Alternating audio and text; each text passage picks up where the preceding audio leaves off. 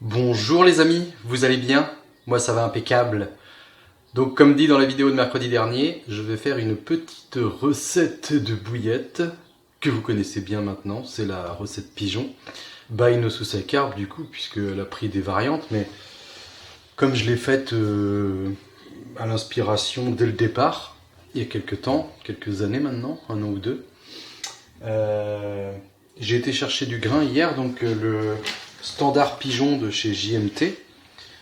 Patientez, je vais vous rapprocher le petit contenant par exemple comme ça pour que vous voyez un petit peu le mélange. Voilà, j'en mets partout.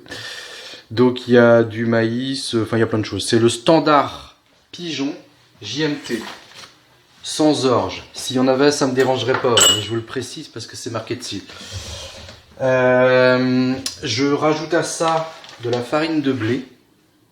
Voilà, type 55. Parce que en fait je broie avec mon grinder AliExpress, lien que vous pouvez trouver en description de vidéo. Je broie avec ça et depuis un peu je ne tamise plus. Donc en fait j'ai un mix qui est très granuleux, qui est très difficile à rouler. Donc je vous préviens, si vous voulez faire la même chose, ça va peut-être être la galère. Mais bon, moi ça me convient, je me dépatouille. Donc je broie avec ça. Comme je fais pas des grosses quantités, bah ça me suffit. J'ai hésité à acheter un broyeur à céréales, mais pour le moment non. Plus tard peut-être.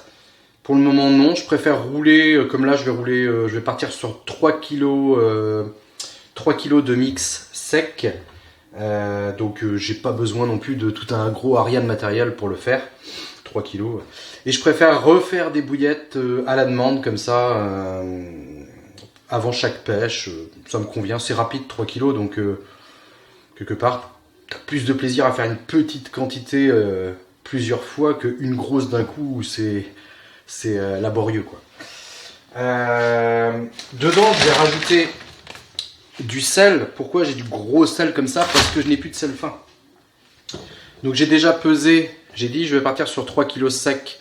Donc j'ai mis 90 grammes total, donc 30 grammes au kilo de sel. Vous voyez là c'est du gros sel. Je vais le mettre dans mon broyeur en même temps que mes graines. Comme ça va me le machiner. Et puis quand de toute façon je vais faire le mélange après, il va se dissoudre dedans et voilà. Donc ça peut être économique de prendre des gros sacs comme ça et de faire de cette manière-là. Surtout qu'avec ça, l'avantage qu'il y a aussi c'est... Si vous voulez, parfois vous avez des bouillettes fraîches et que vous les mettez à sécher, et admettons vous commencez à voir qu'elles piquent un petit peu, vous voyez, un tout petit pic blanc dessus qui commence à moisir.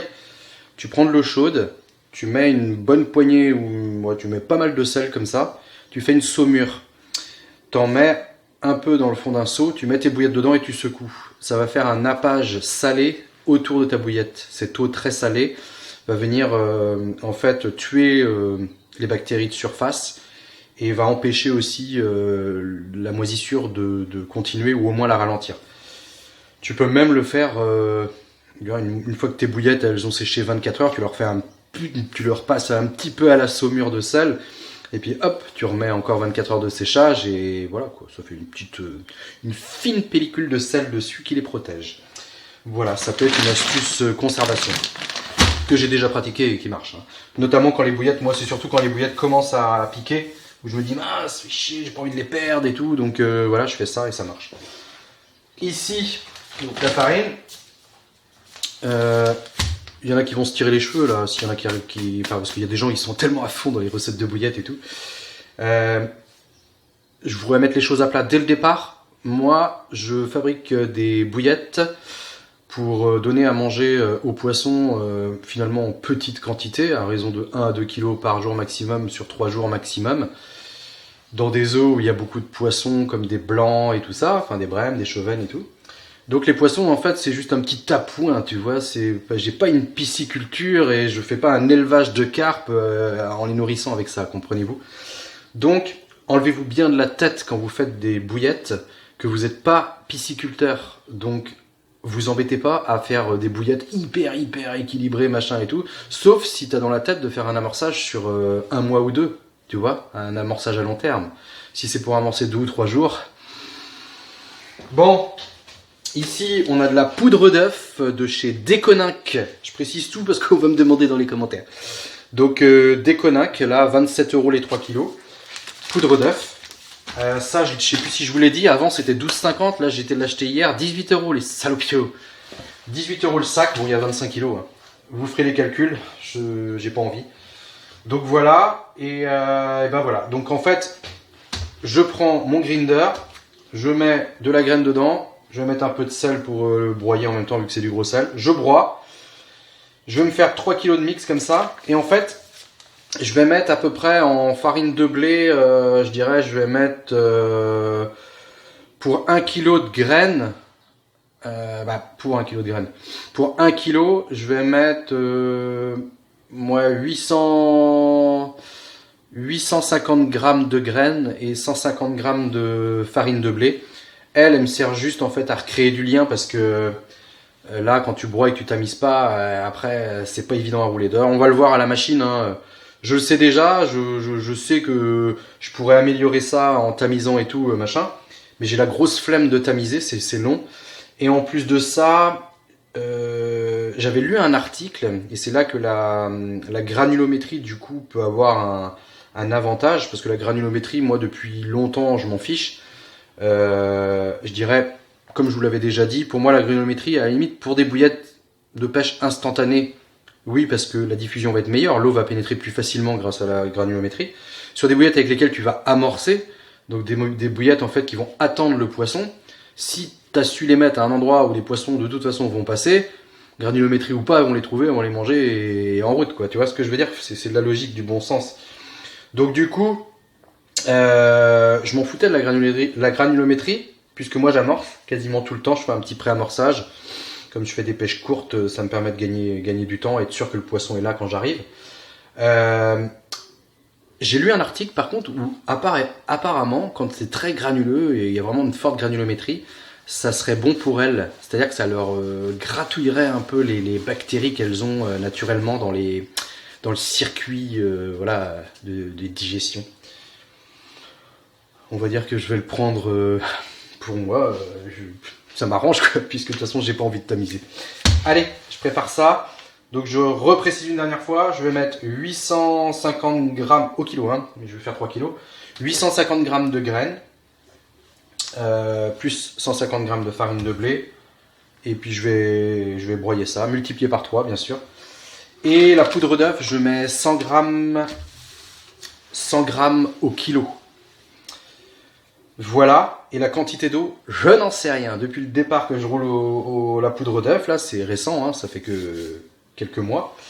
J'ai jamais étudié la quantité d'eau. Je mets de l'eau, un petit peu, je mélange, je remets de l'eau, je mélange, je remets de l'eau, je mélange, jusqu'à ce que j'ai la consistance qui me plaît. Parce que là-dessus, on peut pas donner de quantité réelle, étant donné que si tu veux un mix plus mou, tu vas mettre plus d'eau. Si tu veux un mix plus dur, tu vas mettre moins d'eau. Donc c'est à toi de gérer ta consistance. Moi, je sais qu'avec ma machine, comme j'ai pas de pistolet, je peux me permettre de faire une pâte dure. Et j'aime bien faire une pâte dure parce que je trouve que derrière les bouillettes, elles se collent pas trop entre elles et tout, tu vois, elles se déforment pas non plus de partout. Donc, ma machine le permettant, je préfère faire une pâte dure. Bon voilà, 10 minutes se sont écoulées, c'est assez rapide et que même si l'appareil est pas très gros, là j'ai fait 2,550 kg de graines broyées. Je vais vous montrer de plus près ce que ça donne. Vous voyez, ça a bien marché, j'ai mis mon gros sel dedans. Apparemment ça l'a bien... Alors vous voyez, moi je tamise pas pour le coup, mais là je vais essayer. Attends, je vais en enlever.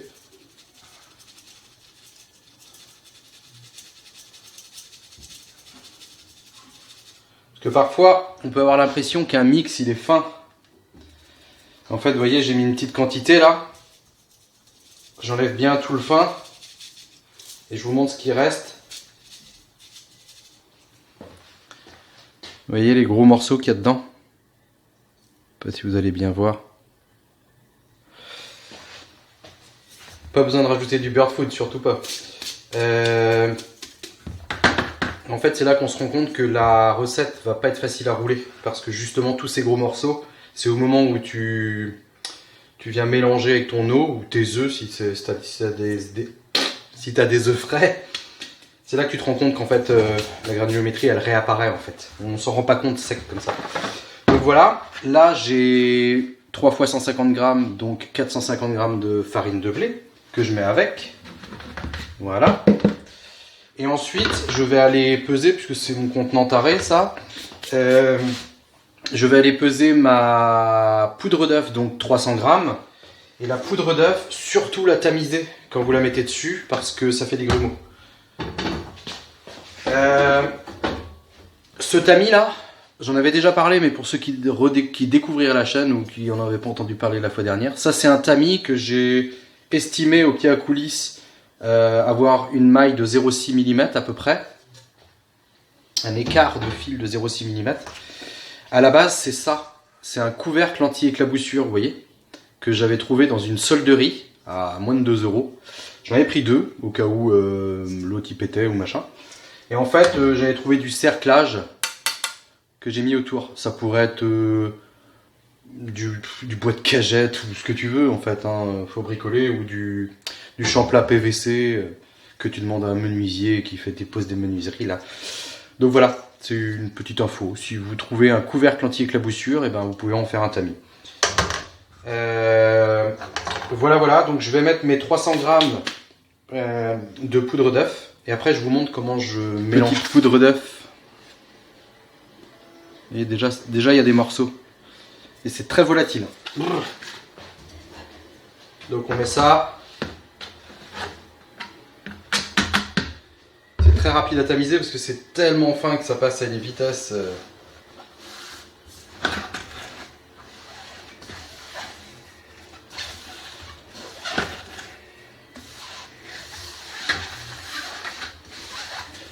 Mais il faut brasser doucement, sinon tu respires de la poudre d'œuf.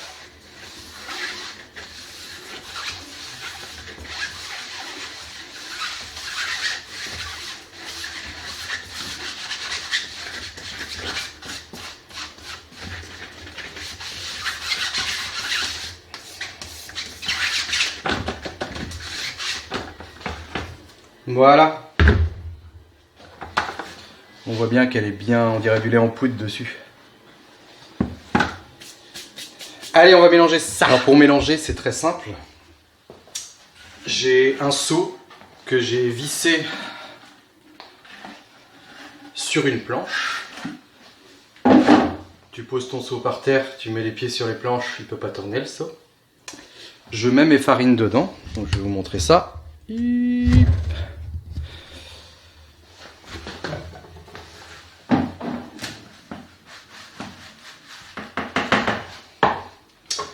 Voilà.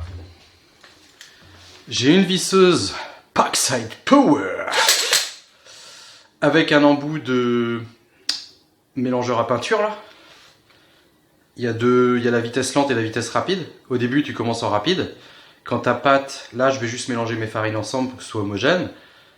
Après, je vais mettre l'eau, je vais rester en rapide au début. Et après, tu bascules en lent pour avoir du couple et pas griller le moteur.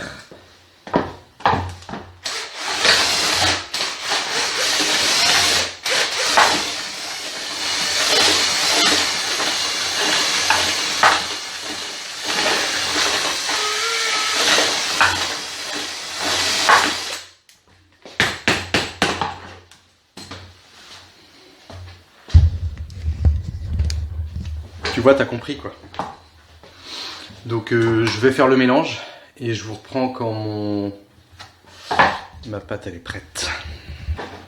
Bon les amis, ça fait même pas 5 minutes que j'ai commencé à malaxer, j'ai frisé la boulette.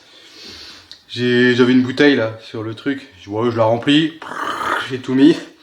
1 litre d'eau d'entrée. Comme je ne sais même plus les quantités qu'il faut mettre d'eau et que je ne l'ai jamais regardé non plus, il y en a qui en ont parlé dans d'autres vidéos, mais... Et ben je crois que je suis pile poil. 1 litre. Je vais vous montrer ça vite fait. Bon, faut que je continue à malaxer un peu, mais ça va être à la main maintenant. Le gros est fait déjà. Allez.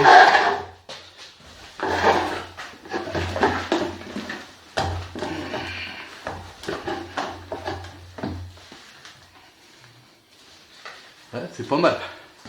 je vais continuer à la main et puis voilà, ça colle pas encore trop, un petit peu quand même, mais je pense qu'elle va se durcir un peu en malaxant là. Il faut surtout pas que je rajoute de l'eau, Manuel. Oh là là, là tu vas faire des conneries. Bah 1 litre d'eau pile poil pour ce mélange qui représentait 3 kilos sans compter les œufs. Voilà. Oh yeah! J'ai mis en place la machine. Je garde un peu de farine de blé de côté si j'ai besoin de poudrer. Ma pâte, j'ai fini de la malaxer. J'ai pas rajouté d'eau, rien. Hein. On reste comme on est. Allez, c'est parti, on va essayer ça.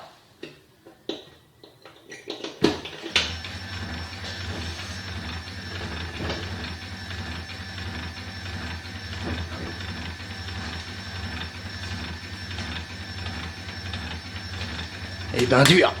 Ça au pistolet, mon petit bonhomme, tu peux y aller. Tu peux y aller, tu vas nachier. Bah la main... À la main, c'est même pas la peine, compresseur non plus.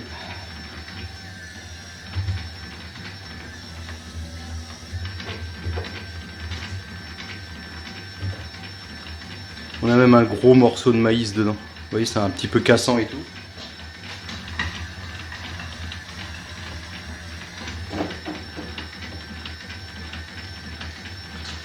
Mais ça sort. Il va falloir que je les aide, que je les pousse un peu dedans, mais ça c'est habituel, c'est dû à la consistance.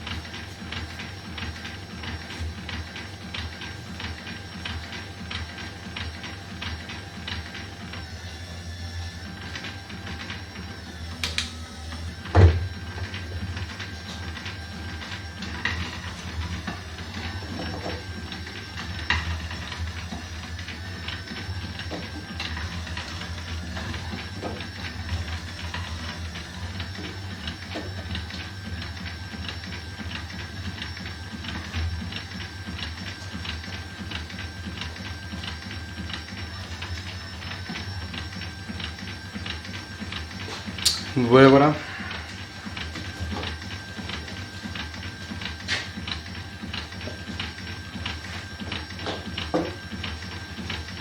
Je vais vous mettre plus près.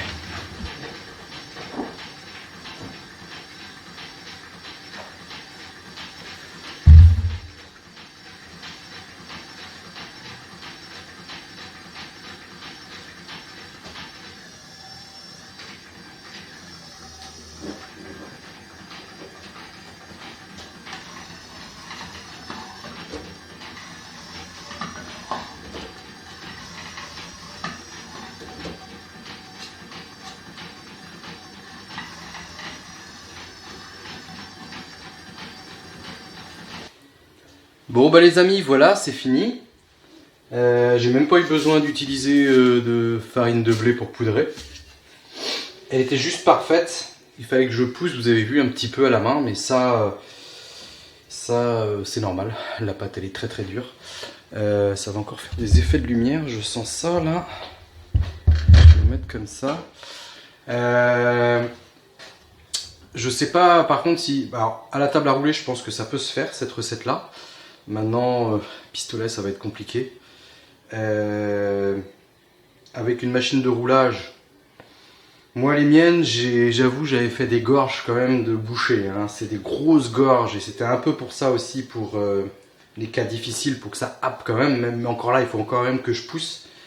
Alors je sais pas si avec une rouleuse du commerce, autrement, avec des petites gorges, ça prendrait ou pas. Bon voilà, je veux pas vous dire que ça va être facile à faire. Moi, j'y arrive, hein, donc c'est pas impossible. J'ai déjà 2 cagettes là. Hop. une troisième cagette là. Voilà. Elles sont toutes belles, hein. Elles sont toutes belles. Et alors ce que je vais faire, c'est que moi je cuis à l'eau. Un jour je me ferai un cuiseur vapeur, je pense. Pas pour le côté garder toutes les vitamines et nutriments et tout ce qu'on veut. Ça, je m'en bats les cacahuètes. C'est parce que quand tu vas faire, si je fais un jour des quantités un peu plus grosses, là ça va, je vais faire en 2 fois. Je vais chauffer mon eau, je vais pouvoir mettre la moitié. Quand ça va flotter un peu, j'attends que ça bout. Quand elle flotte, parfois ça flotte pas, ça dépend des recettes. Je me rappelle plus celle-là, si je crois qu'elle flotte, je sais plus. Bon, en tout cas, normalement, quand elle commence à flotter, hop, c'est bon, tu sors toutes les bouillettes et je récupère l'eau, je la remets à bouillir et je fais ma deuxième tournée. Maintenant, si tu en as beaucoup plus de bouillettes à cuire, c'est sûr que là, ça devient fastidieux de vider l'eau, remettre, attendre que ça boue, machin. Vaut mieux avoir un cuiseur vapeur. T'en mets une tripoteille dedans, tu fais ça en route et puis voilà, hein, tu vas te promener, tu reviens, c'est cuit. Donc ça sera peut-être pour ça que j'en ferai un, pour un point de vue pratique. Je mets l'eau à chauffer, je vais cuire mes bouillettes. Pendant ce temps-là, je nettoie un petit peu tout ça et on se reprend. Bon, petit calcul, vite fait. 1,25 €. Je suis parti sur l'idée que j'aurais 4 kg d'œufs finis. Parce que j'ai 3 kg secs, plus les poudres d'œufs, machin. J'ai même peut-être un peu plus. Mais je suis parti sur 4 kg d'œufs. J'ai additionné ce que j'ai mis dedans là, les graines, tout ça, machin. J'arrive à 1,25 €. Ça va être le maxi, à mon avis, c'est même un peu moins. 1,25 € le kilo de bouillette. Tadam! On va tester ça mercredi prochain sûrement. Hein. Ils annoncent beaucoup de pluie, alors il faut que je me méfie en fait de ne pas amorcer un poste que je ne pourrais point pêcher dû à la hausse du courant dû aux précipitations. Je vous dis sûrement à mercredi prochain tout de même, et en attendant, bonne pêche!